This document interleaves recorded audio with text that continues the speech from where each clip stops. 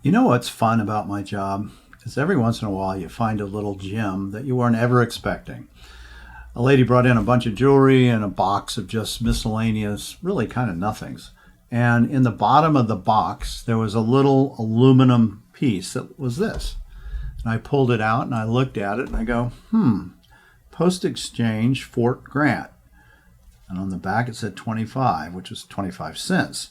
And you could tell that it was used and that the holes had been punched and made out of aluminum. And you could just get a sense that this thing was real. Now, often you see things like this and they're nothing. And I looked at her and I said, I think this is probably worth about $3.50. And she goes, $3.50? And I go, no, like $350 or maybe a little bit more. I mean, it's a wonderful piece of history.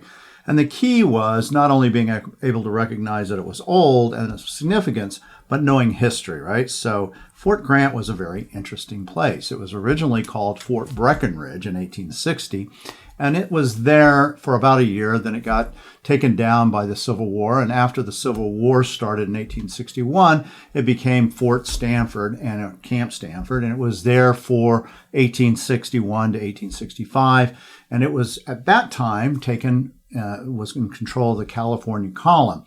Now, by 1865, it became regular Army people in. That was the end of the Civil War. They moved in, and it stayed there to 1905. Literally from 1860 to 1905, this kind of stuff was used as tinder. And there's some interesting history that goes along with this fort, which is, at the Aravaipa and San Pedro River, just about 50 miles from Tucson. And the interesting things are like there was a big massacre, unfortunately, there of the Aravaipa and Pinal Apaches. It was in April 28th of 1871, and you had 6 Americans, 48 Mexican Americans, and about 92 Tohono O'odham.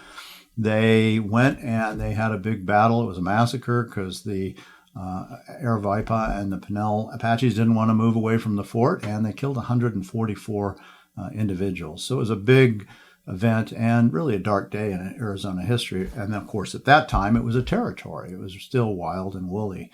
You also had Billy the Kid was there. He actually was living next to the fort. He was tending sheep. He ended up killing a blacksmith. And this was in 1876.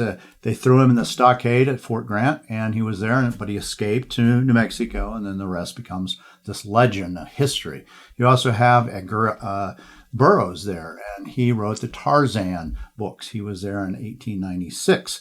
So you have all this really interesting history that went on in this fort, but if you don't know that and can't recognize something that looks like it has value, you're just going to be in the bottom of a little box forever.